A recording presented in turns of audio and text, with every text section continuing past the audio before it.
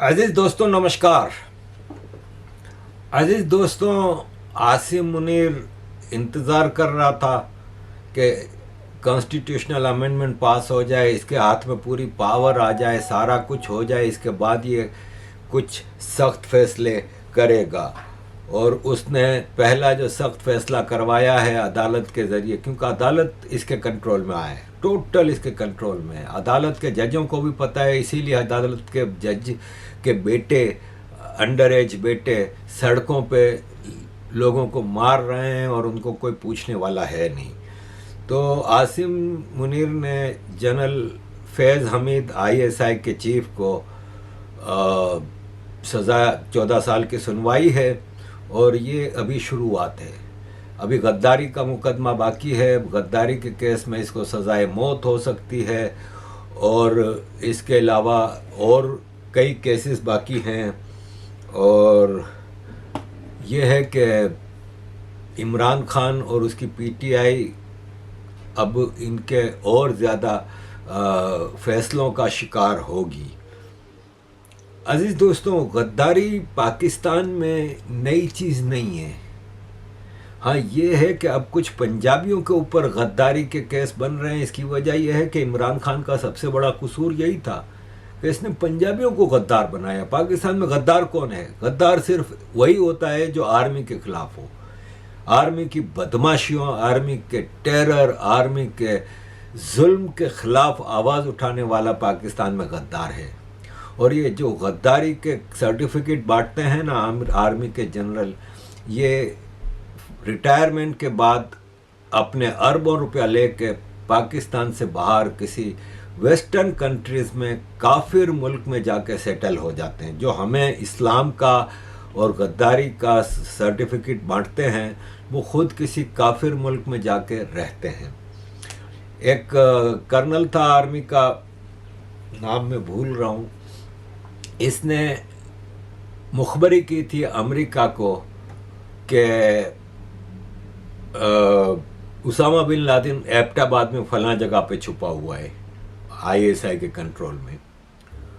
और उस मुखबरी के बदले में अमेरिका ने उसामा को तो उड़ा दिया, इसको कर्नल को मिलियंस ऑफ डॉलर दिए और एक दूसरी आइडेंटिटी पे इसको अमेरिकन नेशनलिटी दी ताकि ये सेफ रह सके।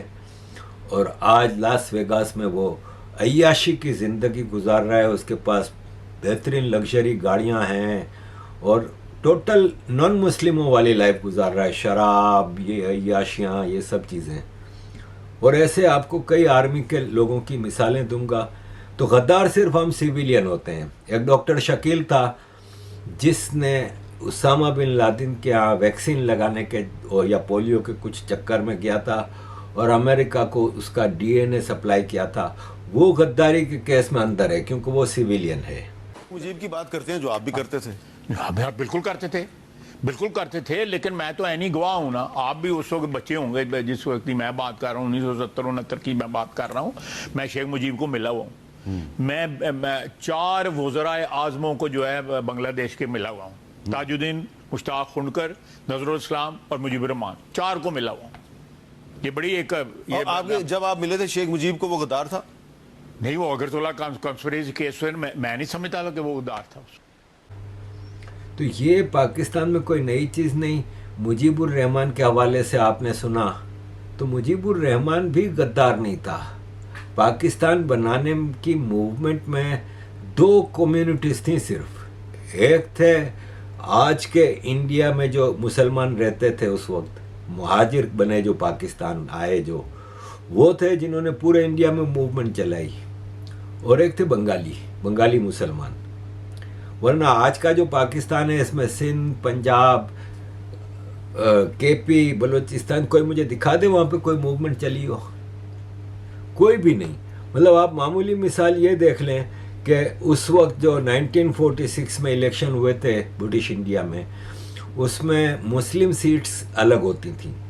तो मुस्लिम सीट्स में असम से 34 में से 31 सीटें, बंगाल से 119 में से 113 मुस्लिम सीटें मुस्लिम लीग ने जीती थी।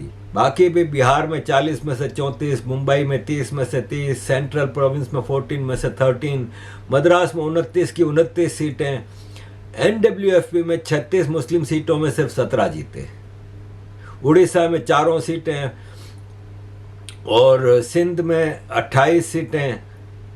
तो इस तरह 492 सीटों में से 429 सीटें जीती वो बंगाल और आज के इंडिया के जो मुसलमान एरिया हैं उन लोगों ने पाकिस्तान की मूवमेंट में। मुझे याद है एक ब्यूरोक्रेट थे अल्ताफ गौहर, अयूब के ज़माने के थे और बाद में किताबें भी लिखी थी उन्होंने, बड़े सीनियर ब्यूरोक्रेट थे। तो वो एक बार अल्ताफ भाई से मिलने रिटायरमेंट के बाद 90s में अल्ताफ भाई से मिलने आए थे लंदन। तो उनसे सवाल किया था, हम लोग सब बैठे थे ज़ाहिर है उस गैदरिंग में अल्ताफ भाई के साथ, जब उन्होंने मीटिंग कर ली इसके बाद हमारे सबके सामने बैठे थे और बातचीत हो रही थी। तो किसी ने सवाल किया कि आप ये बताएं कि मुजीबुर रहमान ने जो 6 पॉइंट एजेंडा दिया था, 6 नुकात इसके मशहूर थे जो, वो मुजीब के थे। तो उन्होंने कहा कि वैसे तो कायदे आज़म मोहम्मद अली जिन्ना ने जो 14 निकात ब्रिटिश लॉर्ड माउंटबेटन को दिए थे, ये 6 उसी में से थे। और दूसरा ये कि जब उन्होंने कहा मैंने वो 6 नुकात लिखे थे और मैं जब गया मुजीबुर रहमान के पास जेल में, जो अगरतला साजिश में केस फेस कर रहा था गद्दारी का, तो मैंने उसको कहा कि तुम ये 6 नुकात तुम ऐलान कर दो और बांग्लादेश की आज़ादी का ऐलान कर दो। तो अल्ताफ गौहर साहब ने फरमाया कि मुजीब आंसुओं से रो पड़ा कि मैं तो जिन्ना के साथ पाकिस्तान बनाने की मूवमेंट में था, आज आप मुझे पाकिस्तान तोड़ने के उसमें क्यों डाल रहे हैं। तो गद्दार ये खुद बनाते हैं। अल्ताफ हुसैन गद्दार है, नवाब खैर बख्श मरी गद्दार, नवाब अकबर बुगटी गद्दार, अताउल्ला मेंगल गद्दार, बाचा खान गद्दार, वली खान गद्दार, साईं GM सईद गद्दार।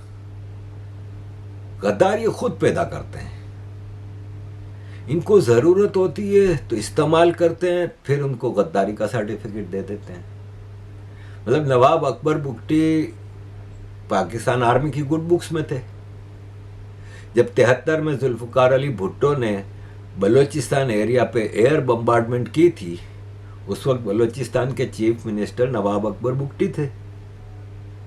लेकिन फिर वक्त आया कि नवाब साहब को बलोचों का दर्द का एहसास हुआ कि ये तो कोई फ़ायदा नहीं है, पंजाबी तो बलूचिस्तान को सिर्फ लूट का माल समझे हुए हैं। जो सुई गैस निकली है पाकिस्तान से 1956 में, वो सुई का इलाका जो है वो बुगटी कबीले के इलाका है। तो नवाब साहब ने देखा कि भाई ये तो गैस भी पूरे पंजाब को जा रही है, लेकिन बलूचिस्तान में तो आज भी लकड़ियों पे चूल्हे जल रहे हैं, कोई इंडस्ट्री नहीं है, कोई कुछ नहीं है। कड़कती सर्दी में बलोच लकड़ियां जमा करके तापते हैं आग। तो गद्दारी फिर नवाब अकबर साहब ने जब आवाज़ उठाई बलोचों के राइट्स के लिए तो गद्दार हो गए। साईं GM सैयद ने सिंध असेंबली में पाकिस्तान मूवमेंट की रिजोल्यूशन पास कराया था, लेकिन उनको भी एहसास हो गया फिर पाकिस्तान बनने के बाद कि ये हम बेवकूफ़ बने हैं, वो भी गद्दार हो गए। बाकी अपनी तकरीबन पूरी ज़िंदगी वो जेलों में रहे। एमनेस्टी इंटरनेशनल ने उनको ज़मीर का कैदी कहा था, प्रिजनर ऑफ कॉन्शियस। तो पाकिस्तान में गद्दारी कोई नई बात नहीं है। जनरल फैज़ हमीद, मुझे ज़ाहिर इससे कोई हमदर्दी नहीं है, हरामी नंबर 1 था, इमरान खान को लाने वाला वो था और मैनिपुलेशन करके आपके लब्बैक इसने चलाई है पूरी। तो जनरल फैज़ हमीद के साथ तो जो वो अच्छा ही हुआ, लेकिन ये कंडीशनल चीज़ें हैं, अभी और सजाएं आएंगी। अब आप ये देखें कि अब जनरल फैज़ की सारी एसेट्स वो ले ली गई है, फ्रीज कर दी गई है, इसके भाई को गिरफ्तार कर लिया गया है और जो इसका भाई है नजफ हमीद, पूरी फैमिली को ECL में डाला हुआ है और 9 मई का गद्दारी का केस अभी शुरू होने वाला है, जिसमें सजाए मौत होगी इमरान खान को भी, इसको भी। और अजीज दोस्तों, ये जो फैसल वावड़ा है इस वक्त आर्मी का सबसे बड़ा टट्टू है। फैसल वावड़ा इस वक्त वो किरदार अदा कर रहा है जो शेख रशीद इमरान खान की प्राइम मिनिस्टरशिप में करता रहा है, और इससे पहले भी शेख रशीद आर्मी का ISI का सबसे बड़ा टट्टू था। आज वो रोल फैसल वावड़ा, आज शेख रशीद कहाँ है? जेल में इसकी खूब ठुकाई हुई और इसके बाद अब वो दर दर का कुत्ता बना हुआ है। तो फैसल वावड़ा को भी यही होना है। फैसल वावड़ा को दरअसल क्या है, अजब करप्शन की गजब कहानी। तो ये वही कहानी है। ये कहानी उमर शरीफ साबिक वफाकी वजीर फैसल वावड़ा में एक किरदार है। दूसरा उसमें किरदार बड़ा दिलचस्प है, उनका नाम है मोहतरमा सादिया अफजाल साहिबा। ये आप 92 टीवी चैनल देखते हैं ना, उसकी एंकर हैं ये। और वाडा साहब की, फैसल वाडा की वाइफ थी जी, साबिक अहलिया उनकी थी।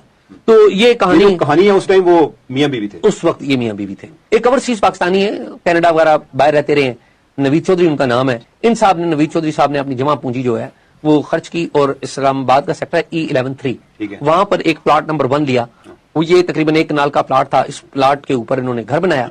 इस प्लॉट के बिल्कुल साथ जो है एक नाला गुजर रहा था, गंदा नाला। तो इन्होंने उसको भी कवर किया। और अब जब ये प्लॉट बना रहे थे तो इन्होंने उसकी रेगुलराइजेशन मांगी कि उसको ये कवर कर लेते हैं, तो उसको इनके घर के अंदर ही शामिल कर लिया जाए। वो इनके अंदर शामिल हो गया। अच्छा, 2010 में वो घर बन गया, ये रहने लग पड़े।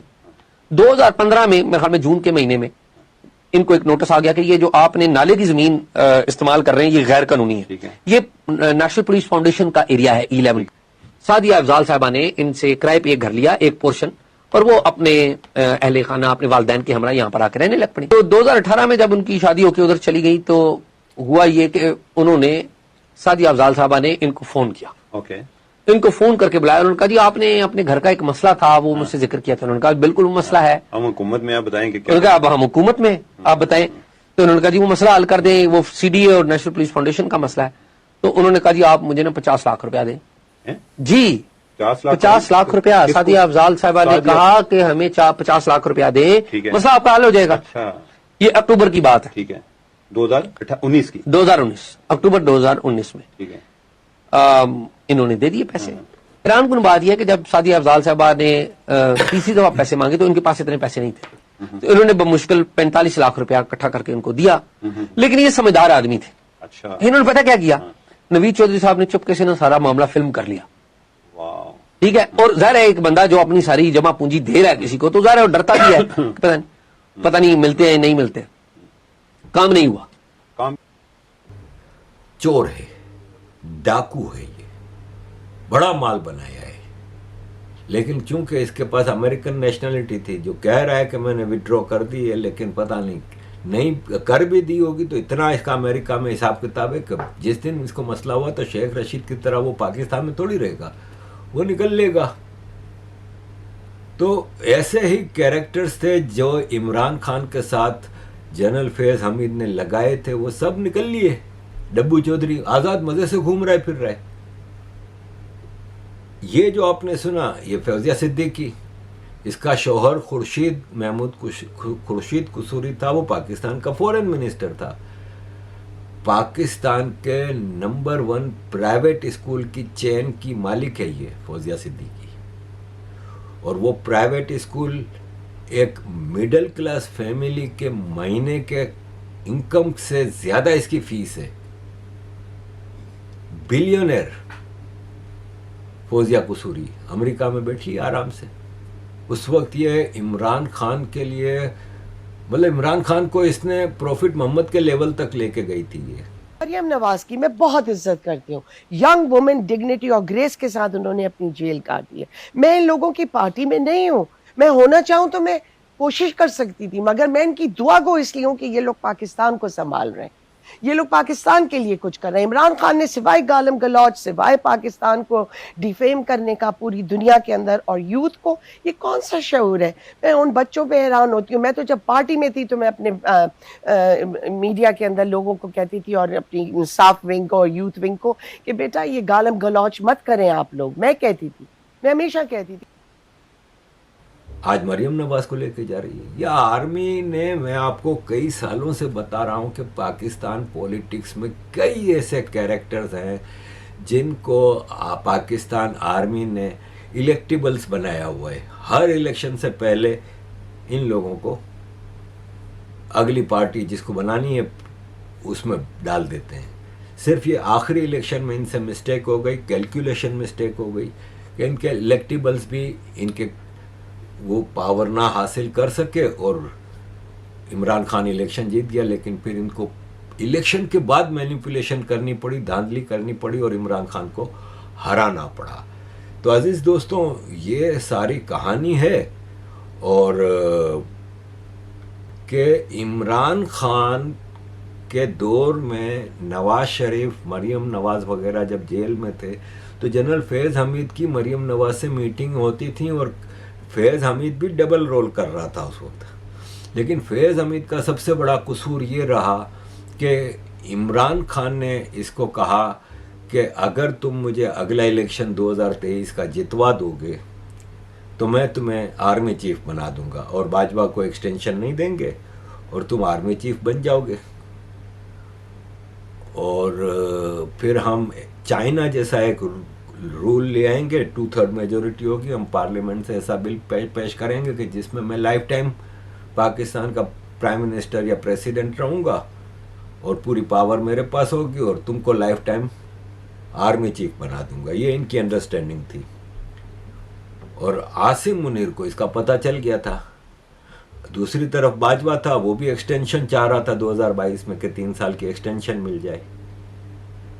तो ये है कि ये सारा गेम जो हुआ ना, ये आपस की 3 जनरलों की चपकलिश थी। बाजवा तो 2024 तक अपनी एक्सटेंशन लेके चल गया, लेकिन आसिम मुनीर को ये था कि अगर फैज़ हमीद आर्मी चीफ बन गया तो मुझे तो ऐसे ही रिटायर होना पड़ेगा। और ऐसे में अमेरिका का भी बड़ा रोल रहा है। अमेरिकन डीप स्टेट ने जो साइफर वाला मामला और हम ये देखते हैं ना, उसमें अमेरिकन डीप स्टेट ने इमरान खान फैज़ हमीद को फारिग करा के आसिम मुनीर को लाए और किस तरह वो बसात लपेटी गई इमरान खान की और किस तरह आसिम मुनीर और ये शहबाज शरीफ फिर पावर में आए। तो आसिम मुनीर एक बड़ा ही कुत्ते किस्म का इंसान है, बड़ा ही खंजीर किस्म का इंसान है। उसने माफ़ नहीं किया और उसने कहा कि अब मैं बदले लूँगा, तो अब बदले ले रहा है इमरान खान से, फैज़ हमीद से, और अभी लिस्ट लंबी है।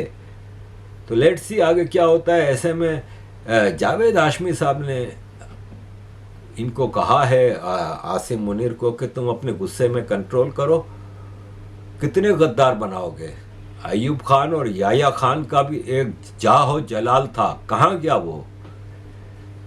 डीजी ISPR ने अभी जो प्रेस कॉन्फ्रेंस की, इसके जवाब में जावेद हाशमी ने बड़ा तगड़ा बयान दिया है, ये मैं आपके सामने रखूंगा। अजीज दोस्तों, thank you very much for all your support. Kindly keep support. अपने गुस्से को रोक लो, इतना आसान नहीं होता। एक इमरान खान को एक अगर तुमने मार लिया, मार भी नहीं सकते, ये भी मैं आपको बता दूं। कुछ भी नहीं कर सकते आप इमरान खान का। खैबर कभी के इसके अंदर कभी दोबारा हुकूमत नहीं देते, वो तारीख है। तो ये 3री-4थी दफा उन्होंने इमरान खान की पार्टी को क्या दे दिया है, गवर्नर राज लगा देंगे। आप नहीं कर सकते, आप मेरे बेटों नहीं कर सकते। ये बच्चों वाली बातें कर रहे हैं आप लोग।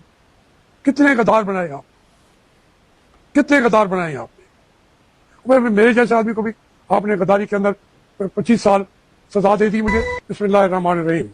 मेरे बच्चों, अस्सलाम वालेकुम। अभी अहमद शरीफ साहब चौधरी साहब का खिताब सुनो, उनके एक्शंस देखिए। गुस्सा था कि थमता ही नहीं था। बार बार कहते थे कि एक आदमी जो है उसकी ज़हनियत खराब है, उसने पूरा माहौल ख़राब कर दिया है। फौज को एक आदमी ने खड़े होकर बदनाम कर दिया है पूरी दुनिया के अंदर, और अब हम नहीं छोड़ेंगे, उसको नहीं छोड़ेंगे।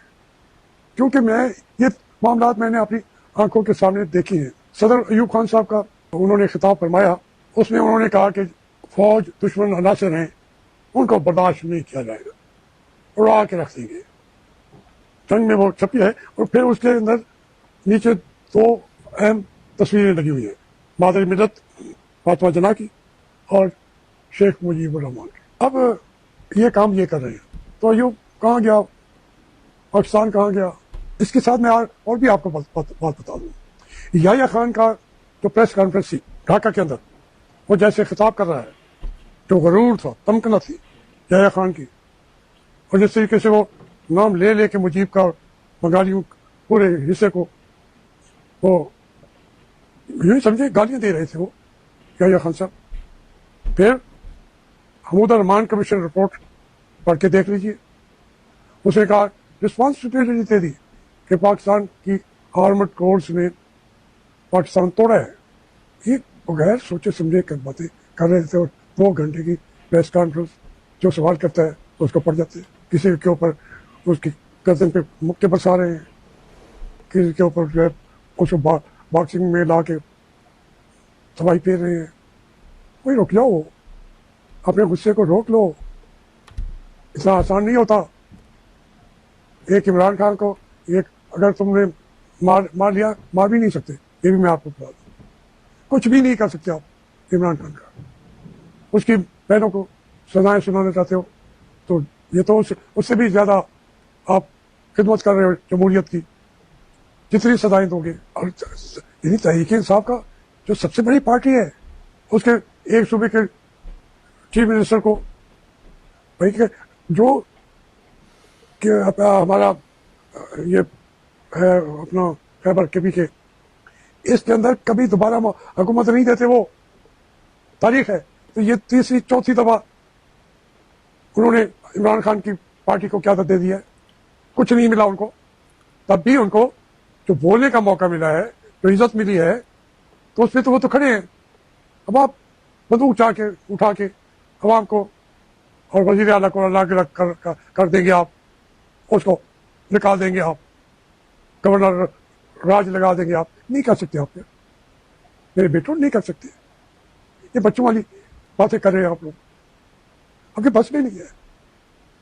आप अपने आप को मजीद तनाव करते जा रहे हो ये प्रेस कॉन्फ्रेंस कर करके। मियां नवाज शरीफ के पल्ले में आपने कुछ रहने दिया। मेरा ख्याल था, और मैंने कहा भी था, कि वो अब लो दो कर लेंगे, कुछ ना कुछ ले देंगे, कोई अपने लिए वजीर आजम का ओहदा ले लेंगे या अपनी बेटी के लिए।